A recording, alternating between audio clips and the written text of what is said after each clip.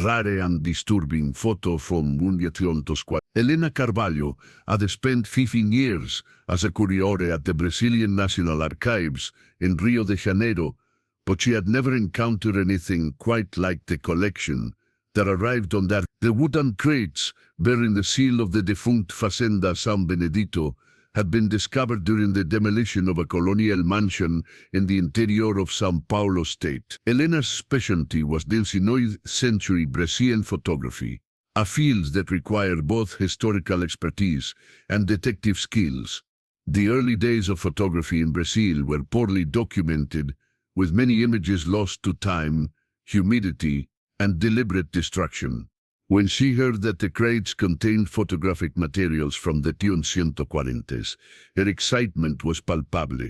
Such early Brazilian photographs were extraordinarily rare. The first crate contained the expected items: daguerreotypes of stern-faced plantation owners, formal portraits of families in their finest clothes, and landscapes of coffee plantations stretching to the horizon. These were valuable historical documents, but nothing unusual for a wealthy estate of the period.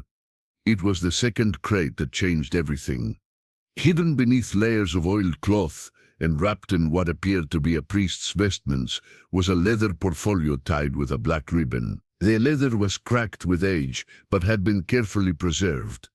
When Helena untied the ribbon with trembling fingers, she found herself looking at a collection of photographs unlike anything she had ever seen in her professional career. The first image made her gasp audibly. It was a daguerreotype, impeccably well preserved, showing a group of people arranged in what appeared to be a formal pose, but this was no ordinary family portrait. The subjects were African slaves, and their positioning and expressions told a story that made Helena's blood run cold. The photograph bore a small brass plate with an inscription in Portuguese: Fazenda São Benedito, Mayo 1845, Demonstração de Disciplina, São Benedito Plan. Helena had studied the history of slavery in Brazil extensively, but she had never seen photographic evidence quite like this. The image captured something that historical texts could only describe in sanitized academic language: the brutal reality of plantation life in 1845, Brazil, just 3 years before slavery would be abolished in the French colonies, and 23 years before it would end in Brazil itself. But it wasn't just the subject matter that disturbed Helena, it was the deliberate, almost ceremonial nature of what the photograph depicted. This wasn't a candid image, or even a typical documentation of plantation life. Someone had carefully arranged the scene, posed the subjects, and commissioned a photographer to create a permanent record of something that should never have been preserved. Helena examined the other photographs in the portfolio with growing horror. Each image was more disturbing than the last, documenting what appeared to be systematic brutality carried out with the cold precision of scientific experimentation. The photographer had captured not just individual moments of cruelty, but an entire system of dehumanization that had been carefully orchestrated and documented. The technical quality of the photographs was exceptional for 1945, suggesting that whoever had commissioned them had spared no expense. The lighting was professional, the compositions carefully planned, and the subjects positioned with the kind of attention to detail that spoke of multiple attempts to achieve the desired effect. As Helena continued through the portfolio, she found detailed notes written in Portuguese and French, apparently by the photographer or the person who had commissioned the work. The notes described each image with clinical detachment, referring to the enslaved people as subjects and specimens rather than human beings. One note, written in elegant script, read, "The psychological effects of public demonstration proved most effective in maintaining order among the population. Subject displays appropriate submission following corrective measure." Helena realized that she was looking at evidence of something that historians had long suspected but never been able to prove: the existence of systematic psychological torture and experimentation on enslaved people in. The photographs weren't just documentation of cruelty. They were evidence of deliberate research into methods of control and dehumanization.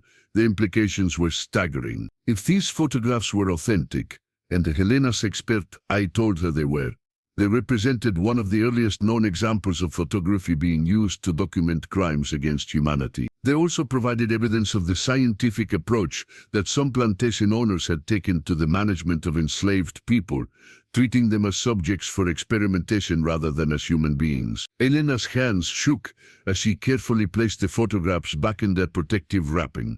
She knew that what she had discovered would rewrite certain aspects of Brazilian history, but she also understood the explosive nature of the evidence. These images revealed truths that powerful families had worked for generations to bury.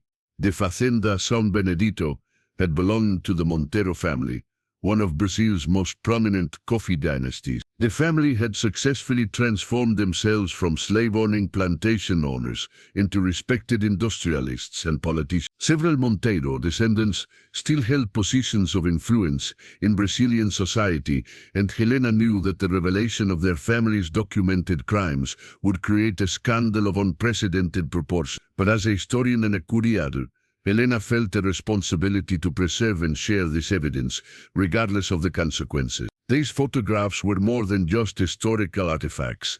They were testimony to the experiences of people whose voices had been silenced by slavery and whose suffering had been deliberately hidden from history. Helena spent the rest of the day examining the photographs with a magnifying glass, documenting every detail and cross-referencing the images with historical records from the period. The more she learned, the more convinced she became that she was looking at evidence of one of the most systematic and well-documented examples of slavery's brutality in Brazilian history. Helena's discovery reveals shocking evidence of systematic cruelty that powerful families tried to erase from history. But as she digs deeper into the Monteiro family's past, she uncovers an even more disturbing truth about the photographer behind these horrific images. As evening approached, Helena made a decision that would change her life forever. She would investigate the full story behind these photographs, no matter where the evidence led or whose reputations were destroyed in the process. The people depicted in these images deserved to have their stories told, and the truth about Brazil's slavery past needed to be revealed in all its horrific detail. Helena carefully locked the photographs in the archive's most secure vault and began planning her investigation. She would need to research the Monteiro family history, identify the photographer, and trace the chain of custody that had kept these images hidden for nearly. What she didn't know was that her discovery had already been noticed by people who had a vested interest in keeping these photographs buried forever. The Monteiro family's influence extended far beyond their historical wealth, and they had spent generations ensuring that certain aspects of their past remained hidden. As Helena left the archive that night, she was unaware that she was being watched by men who had been paid to monitor any research into the Monteiro family history. Her investigation was about to become far more dangerous than she could have imagined. The photographs from 1945 had survived for nearly 2 centuries, waiting for someone brave enough to bring their terrible truths to light. Helena Carvalho was about to become the voice for the voiceless, but she would soon learn that some secrets are guarded by people willing to kill to protect them. Helena arrived at the archive early the next morning, her mind racing with questions about the photographs she had discovered. She had spent a sleepless night researching 19th century Brazilian photography, trying to identify the artist behind the disturbing images. The technical quality and composition suggested someone with significant training and experience, not a typical itinerant photographer of the period. Her first breakthrough came when she examined the camera equipment visible in one of the photographs, reflective surfaces. Using a high-powered magnifying glass, she could make out the distinctive brass fittings of what appeared to be a French-made camera, expensive and rare in this detail, combined with the sophisticated lighting techniques evident in the images, suggested that the photographer was likely European-trained. Helena began searching through immigration records from the 1840s, focusing on photographers and artists who had arrived in Brazil during that period. The process was tedious. Many records had been lost or damaged over the decades, but Helena's persistence paid off when she found a name that made her pause: Auguste Dubois, a French photographer who had arrived in Rio de Janeiro. Dubois's immigration documents listed his profession as photographer and natural philosopher, a combination that immediately caught Helena's attention. Natural philosophy in the Corrientes often included what would later be called psychology and anthropology, fields that were just beginning to emerge as scientific disciplines. Further research revealed that Dubois had studied under Louis Daguerre himself in Paris before traveling to Brazil. He had arrived with letters of introduction to several prominent families, including the Monteiros, and had quickly established himself as the photographer of choice for Brazil's elite. But it was what Helena found in the French National Archives, accessed through digital databases, that truly shocked her. Auguste Dubois had been expelled from the École Polytechnique in Paris in 1841 for conducting unauthorized experiments on human subjects. The records, written in formal 19th century French, described experiments that involved photographing people under various forms of physical and psychological stress to study the physiological manifestations of human emotion and submission. Helena's blood ran cold as she read the French document. Dubois hadn't just been a photographer, he had been a researcher obsessed with documenting human suffering for what he claimed were scientific purposes. His expulsion from the prestigious French institution hadn't ended his work. It had simply driven him to seek subjects in places where his activities would be less scrutinized. Brazil in 1845 had provided the perfect environment for Dubois' twisted research. Slavery was legal. Enslaved people had no legal protections, and wealthy plantation owners like the Monteiros had absolute power over their human property. For someone like Dubois, it was an opportunity to conduct experiments that would have been impossible in Europe. Helena found evidence that Dubois had spent nearly 3 years at Fazenda São Benedito, during which time he had produced not just the photographs she had discovered, but also detailed, written studies on what he called the psychology of subjugation. His work had been funded by the Monteiro family, who had been interested in developing more effective methods of controlling their enslaved workforce. The more Helena learned about Dubois, the more horrified she became. His correspondence, preserved in French archives, revealed a man who viewed enslaved people as laboratory subjects, rather than human beings. In one letter to a colleague in Paris, he wrote, "The subjects here provide unlimited opportunities for observation. Their legal status removes the ethical constraints that limited our work in France." Helena discovered that Dubois's research had been part of a broader movement among certain European intellectuals who sought to use photography and other new technologies to study human behavior. But while most Lequenapinet's researchers focused on willing subjects and ethical methods, Dubois had used his position in Brazil to conduct experiments that were both illegal and immoral by any standard. The photographs Helena had found weren't just documentation of plantation life.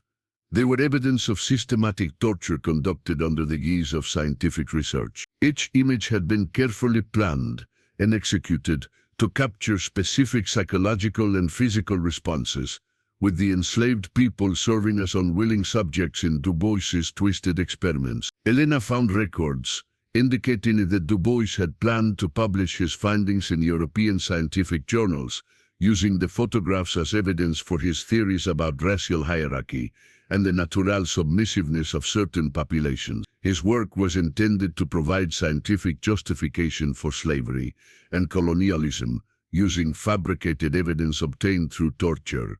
But something had gone wrong with Dubois's plan. Helena found evidence that he had left Brazil suddenly in 1846, abandoning his research and leaving behind the photographs and notes that had remained hidden for nearly. The reason for his hasty departure became clear when Helena discovered records of a slave rebellion at Fazenda São Benedito in late daylight. The rebellion had been brutally suppressed, but not before several of Dubois's subjects had escaped and reached authorities in São Paulo. Their testimony about the photographer's activities had prompted an investigation that threatened to expose not just Dubois, but also the Monteiro family's involvement in his research. Elena realized that the photographs she had discovered were evidence of crimes that had been covered up at the highest levels of Brazilian society. The Monteiro family had used their influence to suppress the investigation and ensure that Tobias' work remained hidden. The photographer himself had fled Brazil and disappeared into obscurity, but his legacy of documented cruelty had survived. Elena uncovers the shocking truth about Auguste Dubois and his twisted experiments, but her investigation attracts dangerous attention. As she prepares to expose the Monteiro family's dark secrets, she discovers that some people will do anything to keep the past buried. As Helena pieces together Dubois' story, she became aware that her research was being monitored. Strange phone calls to her office, unfamiliar faces in the archive's reading room, and the feeling of being followed all suggested that her investigation had attracted unwanted attention. Elena's supervisor, Dr. Ricardo Santos, called her into his office late that afternoon. His expression was grave as he closed the door behind her. "Elena, I've received some concerning calls about your current research," he said, his voice carefully noted. "There are people who feel that certain historical materials should remain in private collections rather than being made public." Elena felt a chill of recognition. "Are you asking me to stop my research?" Dr. Santos looked uncomfortable. "I'm asking you to consider the broader implications of what you're doing. The Monteiro family has been generous supporters of this institution for many years. They've also indicated that they believe certain materials in our collection may have been obtained illegally. The photographs are authentic historical documents," Elena said firmly. "They provide evidence of crimes that have been hidden for nearly 2 centuries. As historians, we have a responsibility to preserve and share this evidence. As employees of a public institution, we also have a responsibility to avoid unnecessary controversies," Dr. Santos replied. "I'm not ordering you to stop your research, but I am suggesting that you proceed very carefully." Helena left the meeting with a clear understanding of the forces arrayed against her. The Monteiro family's influence extended far beyond their historical wealth. They had the power to pressure institutions, silence researchers, and control narratives about their family's past. But Elena also understood that she held something more powerful than influence or money. She held the truth. The photographs and documents she had discovered were evidence of crimes against humanity, and no amount of political pressure could change that fact. That evening, Elena made copies of all the materials and stored them in multiple secure locations. She also began reaching out to international human rights organizations and academic institutions that might be interested in her findings. If the Monteiro family wanted to suppress her research, they would have to contend with a much larger network of people committed to historical truth. As she prepared to leave the archive that night, Elena noticed a black sedan parked across the street, the same car she had seen outside her apartment building that morning. The message was clear. She was being watched, and her investigation was being taken very seriously by people with the resources to make her life difficult. But Helena had spent her career studying the courage of people who had fought against injustice, often at great personal cost. The enslaved people in Dubois' photographs had endured unimaginable suffering, and the least she could do was ensure that their stories were finally told. The battle for historical truth was about to begin, and Helena Carvalho was prepared to fight it, regardless of the consequences. Elena's investigation into the Monteiro family's history revealed a pattern of deliberate historical manipulation that spanned multiple generations. The family had not only covered up their involvement with Auguste Dubois' experiments, but had also systematically worked to erase evidence of their plantation's brutal practices from official record. Working late into the night in her apartment, Elena traced the Monteiro family's transformation from slave-owning plantation owners to respected members of Brazilian high society. The transition had been carefully orchestrated, involving strategic marriages, political connections, and generous donations to cultural institutions, donations that often came with implicit agreements about which aspects of history would be preserved and which would be forgotten. The current head of the family, Senator Carlos Monteiro, served on the boards of several major museums, and had been instrumental in funding historical preservation projects throughout Brazil. But Helena's research revealed that these projects had a common thread. They all focused on celebrating Brazil's cultural heritage, while carefully avoiding any detailed examination of the slavery period. Helena found evidence that the Monteiro family had purchased and destroyed historical documents on multiple occasions. In 1993, they had bought an entire collection of plantation records from a bankrupt estate, only to have the documents mysteriously disappear in a warehouse fire. In 1967, they had funded the restoration of several colonial-era buildings, during which process many original documents and artifacts had been lost or damaged beyond recovery. The pattern was clear.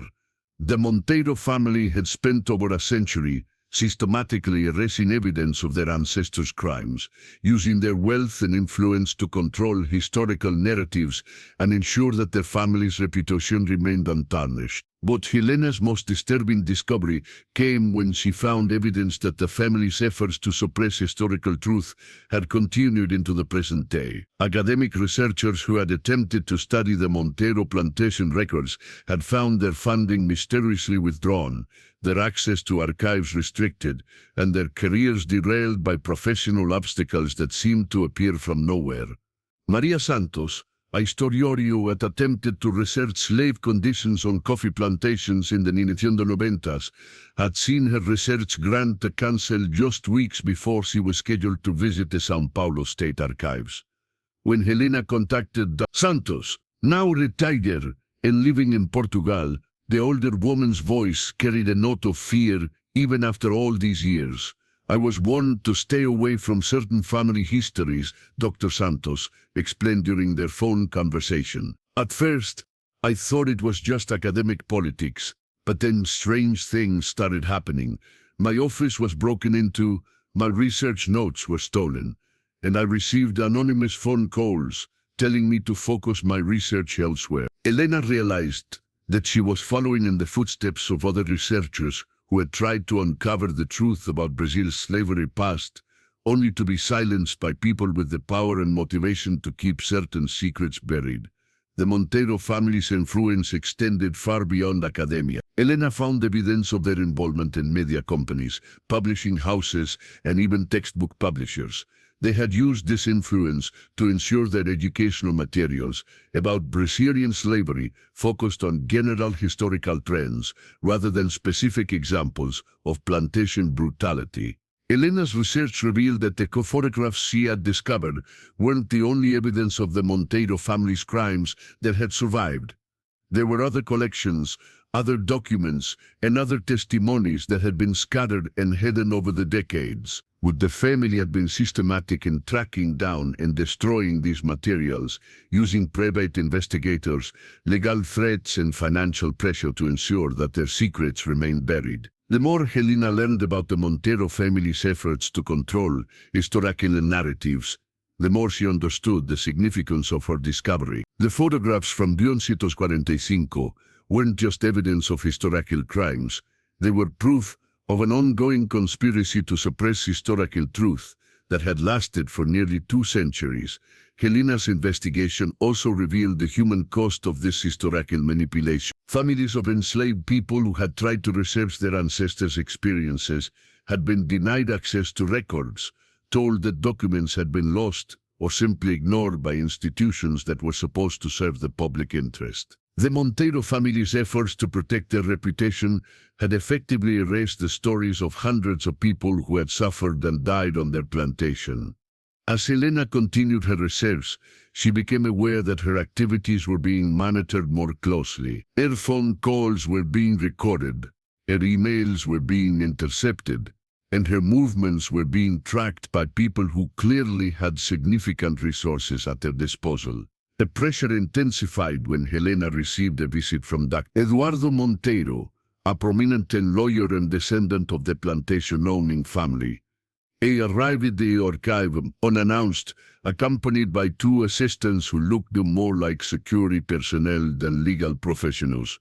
Carvalho, He said with a smile that didn't reach his eyes, "I understand you've been researching my family's history. I wanted to offer my assistance with your project." Elena recognized the visit for what it was, an attempt to control her research and limit what she could reveal about the family's past. "I appreciate your offer," she replied carefully, "but I prefer to conduct my research independently." Dr. Montero's expression hardened slightly. "I think you may be misunderstanding the nature of the materials you've discovered. Some of those documents may have been obtained illegally, and their authenticity is questionable. It would be unfortunate if your reputation as a scholar were damaged by association with fraudulent materials." The threat was clear, but Helena refused to be intimidated. "The materials I'm studying are authentic historical documents that belong in the public domain. As a curator at a public institution, I have a responsibility to preserve and share these materials with researchers and the general public." "Of course," Dr. Montero said, a smile retorting, "but I hope you'll consider the broader implications of your work. Historical research should bring people together, not create unnecessary divisions based on events that happened long ago." After Montero left, Helena understood that she was now in a direct confrontation with one of Brazil's most powerful families. They had made it clear that they were willing to use legal threats, professional pressure, and personal intimidation to protect their secrets. Helena faced increasing pressure from the powerful Monteiro family, but her determination to expose the truth only grows stronger. As she prepares to go public with her discoveries, she uncovers evidence of a modern-day conspiracy that reaches the highest levels of our Brazilian society. That evening, Helena received a phone call that changed everything. The caller identified himself as Father Miguel Santos, an elderly priest who had served in rural parishes throughout São Paulo state for over 50 years. "He heard about your research through a friend at the university," Father Santos said. "I have information about the Monteiro family that you need to know, but we can't discuss it over the phone. Can you meet me tomorrow?" Helena agreed to meet the priest at a small cafe in downtown São Paulo. As she prepared for the meeting, she couldn't shake the feeling that she was about to learn something that would fundamentally change her understanding of the case. Father Santos had spent decades ministering to rural communities, many of which had been built on former plantation lands. He had stories, collected testimonies, and preserved records that official historians had never seen. If anyone knew the full truth about the Monteiro family's legacy, it would be someone like him. Helena spent a restless night, preparing for the meeting, knowing that whatever Father Santos had to tell her would likely put her in even greater danger. But she also knew that she owed it to the people in those 145 photographs to continue her investigation, regardless of the personal cost. The truth about Brazil's Las Vitiast was finally beginning to emerge from the shadows where it had been hidden for nearly 2 centuries. Helena Carvalho was determined to bring it fully into the light, no matter who tried to stop her. Father Miguel Santos was waiting for Helena at a small cafe in the Liberdade district, his weathered hands wrapped around a cup of coffee that had long since grown cold. At 78 years old, he carried himself with the dignity of someone who had spent a lifetime bearing witness to both human suffering and human resilience. "Dr. Carvalho," he said as Helena approached his table, "thank you for coming. What I have to tell you is not easy to hear, but it's a story that needs to be told." Helena settled into the chair across from him, noting the priest's careful choice of a public location where they could speak freely without fear of electronic surveillance. "Father Santos has clearly dealt with sensitive information before. I've spent 53 years serving parishes in rural São Paulo," he began, his voice low but clear. "Many of these communities were built on former plantation lands, and the stories of what happened there have been passed down through generations of families, stories that were never written in official histories." Father Santos reached into a worn leather satchel and pulled out a small notebook, its pages yellowed with age. This belonged to my predecessor, Father João Baptista, who served the region from He kept detailed records of the testimonies he heard during confession and pastoral visits. Elena leaned forward as the priest opened the notebook to a section marked with a faded ribbon. The pages were covered in careful handwriting, documenting stories that had been shared in the sacred confidentiality of confession. Father Baptista wrote about families who had survived the plantation era. Father Santos continued. Their descendants told him stories about the French photographer who had come to Fazenda San Benedito in the Madio. Elena's pulse quickened as Father Santos read from the notebook. Maria Conceição, a 67, granddaughter of enslaved woman Rosa, testified that her grandmother spoke of a white man who made pictures of suffering. Rosa said the man would arrange people like dolls, making them pose, while terrible things were done to them. The pictures were made to show other white men how to break the spirit of enslaved people. The priest turned several pages, revealing more testimonies that painted a horrifying picture of Auguste Dubois's activities at the plantation. The accounts described systematic torture that had been carefully photographed and documented, with the images serving as both evidence of the plantation's control methods and instructional materials for other slave owners. But there's more, Father Santos said, his expression growing even more grave. The stories didn't end with the abolition of slavery and it. Elena felt a chill as the priest explained that the Montero family had transitioned from enslaving Africans to exploiting indigenous people and poor immigrants. The methods had evolved, but the fundamental approach remained the same: systematic dehumanization documented for the purpose of perfecting control techniques. Father Baptista wrote about Italian and Japanese immigrants who worked on Montero properties in the early 90s. They described conditions that were little better than slavery, with the same kinds of psychological torture that had been used on enslaved Africans decades earlier. The priest showed Helena entries from the 1930s and 1940s that described the Monteiro family's involvement with the Brazilian government's policies toward indigenous population. The family had used their wealth and influence to gain access to indigenous communities, where they had continued their experiments in social control under the guise of anthropological research. The photographs you found aren't unique, Father Santos said quietly. They're part of a much larger collection that documents nearly a century of systematic abuse. The Monteiro family has been using photography to document and refine their methods of control since the Duantos Quantas. Elena realized that what she had discovered was just the tip of an iceberg. The 1845 photographs were evidence of a family legacy of documented cruelty that had continued well into the modern era. Father Santos reached into his satchel again and pulled out a manila envelope. Father Baptista left instructions that these materials should be given to someone who could use them to expose the truth. I believe you are that person. Inside the envelope, Elena found photocopies of documents that made her hands shake. There were photographs from the 1920s showing indigenous children in what appeared to be medical experiments. There were letters from the 1920s discussing the psychological conditioning of immigrant workers. There were financial records from the 1960s showing payments to researchers who were studying population control methods. The Montero family has been running what amounts to a century-long research project into human control and manipulation. Father Santos explained. They've used their wealth to fund academic research, government policies, and social programs that all serve the same purpose: understanding how to break down human resistance and create compliant populations. Elena understood that she was looking at evidence of crimes that extended far beyond historical slavery. The Montero family had been involved in systematic human rights abuses that continued into the present day, using their wealth and influence to conduct experiments that would have been illegal if carried out by government agencies.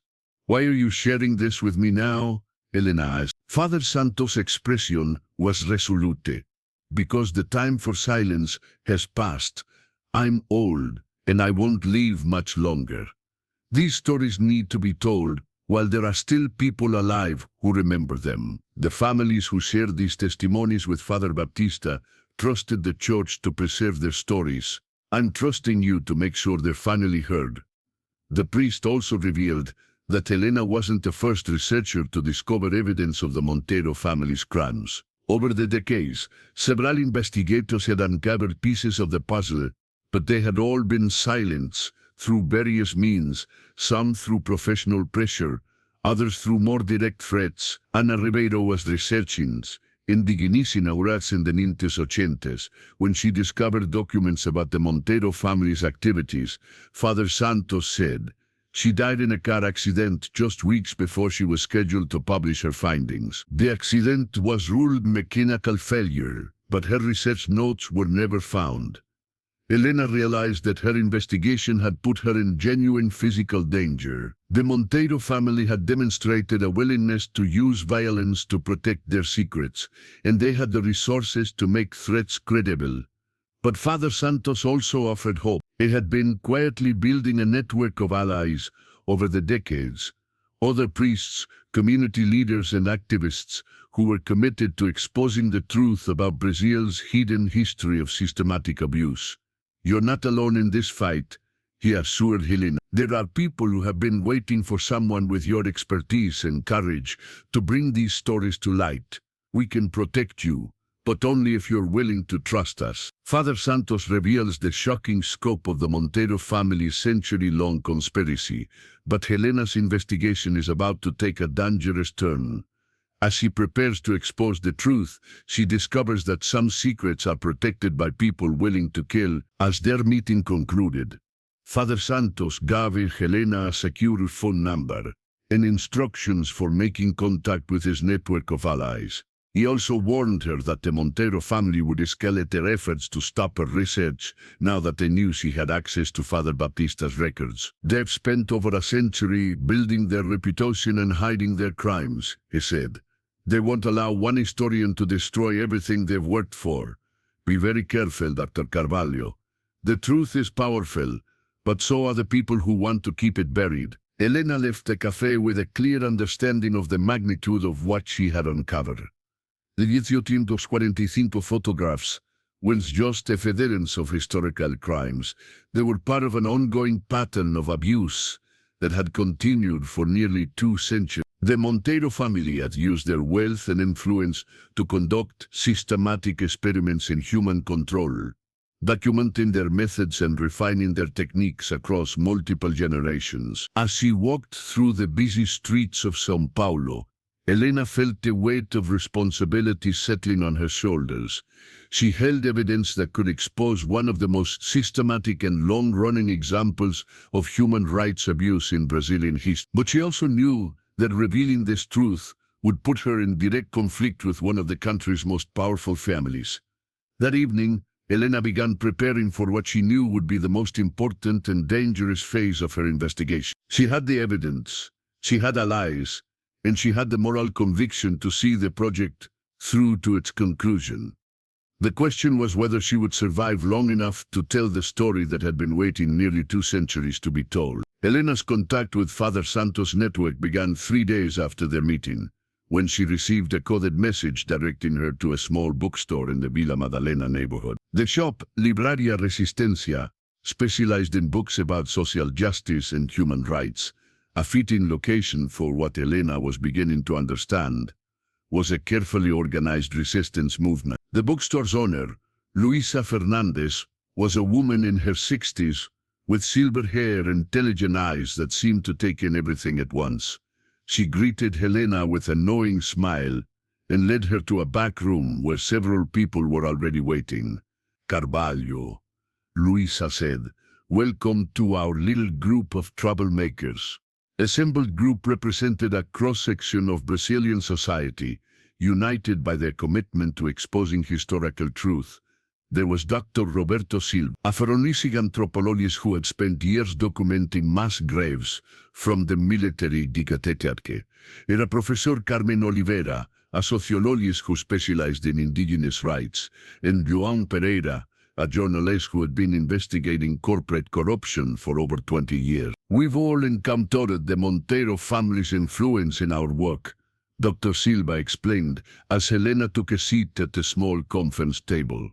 "They have a network of lawyers, politicians, and business leaders who work together to suppress any research that might damage their reputation. Professor Oliveira pulled out a thick folder filled with documents.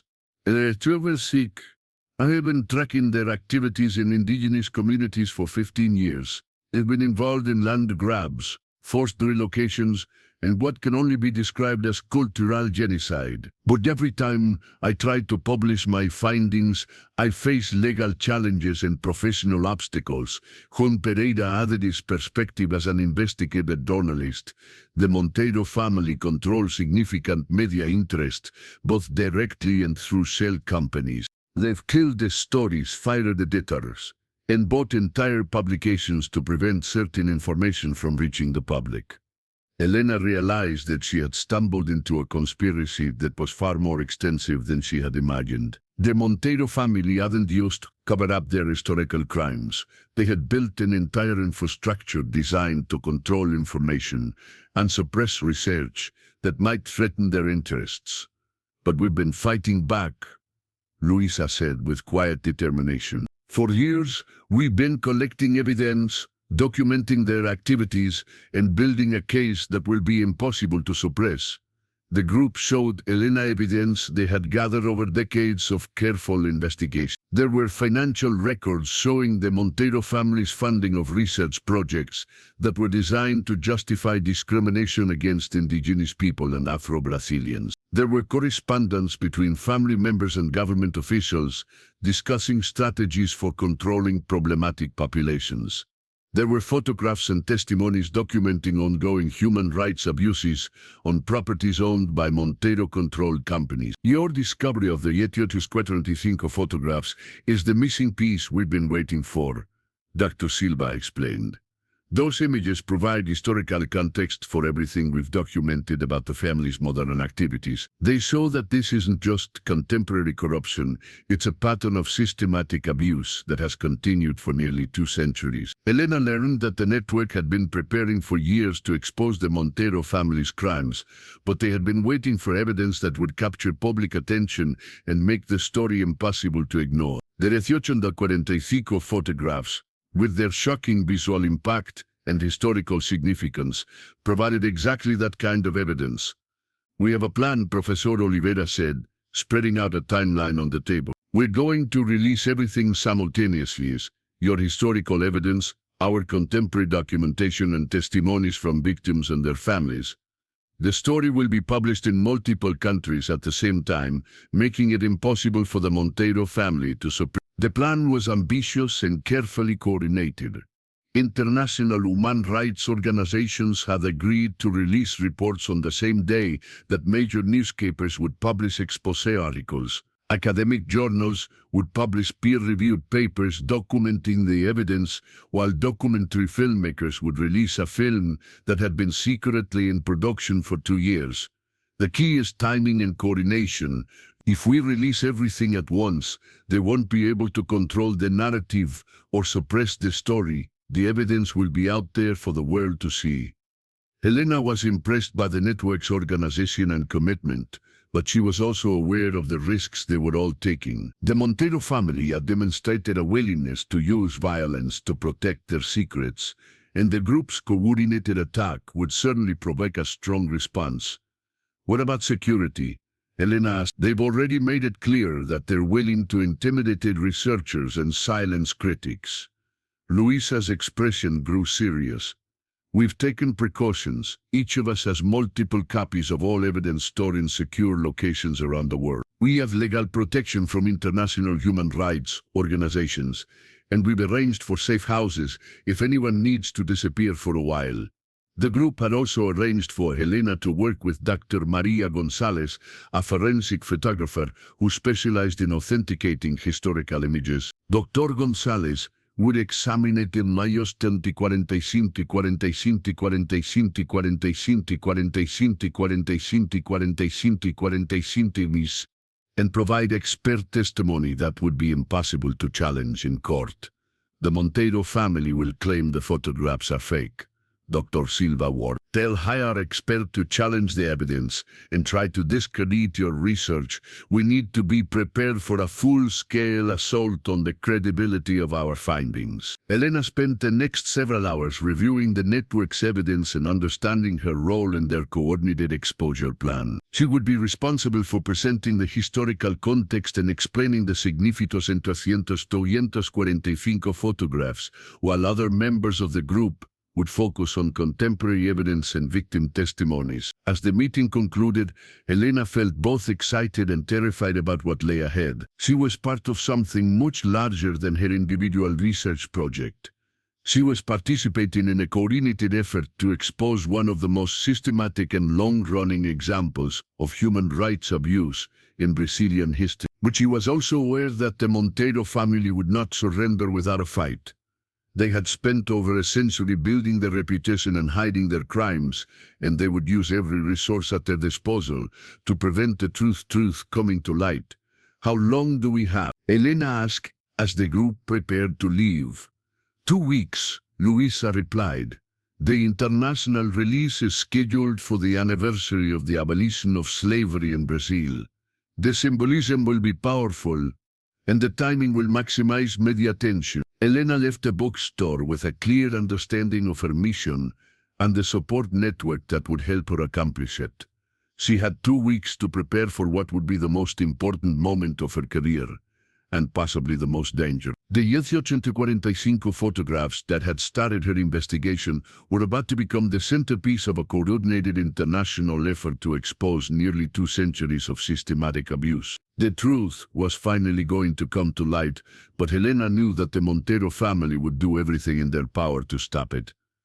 As she walked through the streets of São Paulo that evening, Helena couldn't shake the feeling that she was being watched. The final phase of her investigation was about to begin, and she knew that the next 2 weeks would determine whether the truth would triumph over the forces that had kept it buried for so long. The battle for historical justice was about to reach its climax, and Helena Carvalho was ready to fight for the voices that had been silenced for nearly 2 centuries. The coordinated national release began at exactly 6 a.m. Brazilian time on May 30, 2024, the 326th anniversary of the abolition of slavery in Brazil. Helena stood in the newsroom of O Estado de São Paulo, watching as editors around the world simultaneously published the most comprehensive exposé of systematic human rights abuse in Brazilian history. The lead story featured Helena's discovery of the 845 photographs, with high-resolution images that shocked readers around the world. The technical analysis by Maria Gonzalez had confirmed beyond any doubt that the photographs were authentic, and her report provided detailed evidence of the systematic torture and experimentation that Auguste Dubois had conducted at Fazenda São Benedito. But the historical photographs were just the beginning. The coordinated release included contemporary evidence that demonstrated how the Monteiro family's legacy of abuse had continued into the 21st century. Financial records showed their funding of research projects designed to justify discrimination. Government documents revealed their influence on policies affecting indigenous communities. Testimonies from victims and their families provided heartbreaking accounts of ongoing abuse. The international response was immediate and overwhelming. The New York Times, The Guardian, Le Monde, and dozens of other major newspapers published front-page stories about the Monteiro family's crimes. Human rights organizations issued statements calling for international investigation. Academic institutions announced that they were reviewing their relationships with Monteiro-funded research projects. Helena watched the coverage unfold from the secure location that the network had arranged for her safety. The Monteiro family's initial response was predictable. They issued statements denying all allegations and claiming that the evidence was fabricated by people with political motivations. But the coordinated nature of the release made their denials ineffective. The evidence was too extensive, too well documented, and too thoroughly verified to be dismissed as fabrication. Expert witnesses from around the world confirmed the authenticity of the photographs and documents. Victims and their families came forward with additional testimonies that corroborated the evidence. Senator Carlos Monteiro, held a press conference on the afternoon of the release, flanked by lawyers and public relations specialists. His statement was carefully crafted to minimize his family's responsibility while attacking the credibility of the researchers who had exposed their crimes. These allegations are based on fabricated evidence and politically motivated attacks on my family's reputation, he declared. We will pursue legal action against everyone involved in this campaign of defamation. But the senator's threats rang hollow in the face of overwhelming evidence. By evening, several major companies had announced that they were severing business relationships with Montero-controlled enterprises. Political allies began distancing themselves from the family, and calls for criminal investigations grew louder. Elena's role in the exposure brought her international recognition, but also increased danger. The network had arranged for her to stay in a safe house while the initial media storm played out, knowing that the Montero family would be looking for ways to retaliate against the people who had exposed their crimes. The safe house was a modest apartment in a middle-class neighborhood, staffed by security personnel who had experience protecting journalists and human rights activists. Elena spent her days giving interviews to international media outlets via secure video connections, explaining the historical significance of her discoveries and the broader implications of the Montero family's documented crimes. One of the most powerful moments came when Helena was interviewed by CNN International alongside Maria Santos, an elderly woman whose grandmother had been enslaved at Fazenda San Benedito. Maria had traveled from her home in rural Bahia to share her family's story, carrying with her oral traditions that had been passed down through 5 generations. My great-great-grandmother told stories about the demon with the camera, Maria said, her voice strong despite her advanced age. She said they made pictures of suffering to teach other white men how to break our spirits. But she also said that someday, those pictures would be used to tell the truth about what happened to us. The interview was broadcast around the world, providing a human face for the historical crimes that Helena had documented. Maria's testimony, combined with the visual evidence of the 145 photographs, created an emotional impact that no amount of legal maneuvering could diminish. As the story continued to develop, additional evidence emerged that further damaged the Montero family's position. Former employees came forward with testimonies about modern-day abuses. Government officials revealed how the family had used their influence to suppress investigations. Academic researchers shared stories about how their work had been sabotaged when it threatened Montero interests. The Brazilian government, facing international pressure, announced that it was opening formal investigations into the Montero family's activities. The Federal Prosecutor's Office indicated that criminal charges were likely, and several international courts expressed interest in pursuing cases related to crimes against humanity. Helena's discovery had triggered a cascade of revelations that went far beyond her original research. The 1845 photographs had served as a key that unlocked nearly 2 centuries of hidden history, exposing a pattern of systematic abuse that had been carefully concealed by wealth and influence.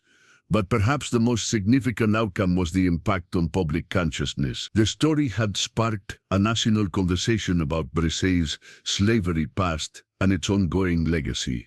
Educational institutions began revising their curricula to include more honest discussions of historical injustices. Museums announced new exhibitions that would feature previously suppressed evidence of slavery's brutality. 3 weeks after the initial release, Helena was finally able to return to her normal life, though she knew that her work was far from over. The Montero family's legal challenges would continue for years, and there would be ongoing efforts to discredit the evidence and silence the victims who had come forward. The truth was now part of the public record, preserved in archives around the world, and protected by international attention. The 1845 Photographs that had started Helena's investigation were now displayed in the Brazilian National Museum of History, accompanied by explanatory materials that told the full story of Auguste Dubois's crimes and the Montero family's century-long cover-up. Helena returned to her position at the National Archives with a new understanding of her role as a historian. She had learned that preserving historical truth sometimes required courage and sacrifice, but that the effort was essential for ensuring that the voices of the oppressed were not silenced forever. The rare and disturbing photograph from Huecio Santos 45, Brazil, had indeed revealed truths that history had tried to erase. But through Helena's courage and the support of a network of dedicated allies, those truths had finally been brought to light. The victims of Fazenda São Benedito, both those who had suffered in the 19th century and those who had been silenced in the decades that followed, finally had their stories told. As Helena sat in her office at the archives, surrounded by the documents and photographs that had changed her life, she reflected on the power of historical truth to transcend time and challenge injustice. The 1845 photographs would continue to serve as evidence of humanity's capacity for both evil and redemption, reminding future generations that some stories are too important to remain buried, no matter how powerful the forces that seek to hide them. The dark chapter of Brazilian history that the Montero family had tried to erase was now part of the permanent record, ensuring that the victims of their crimes would be remembered and that their suffering would serve as a warning against the dangers of unchecked power and systematic dehumanization. Helena's investigation had proven that truth, no matter how long suppressed, has a power that wealth and influence cannot ultimately overcome. The 1845 photograph had waited nearly 180 years to tell its story, but when the right person finally found it, the truth could no longer be contained.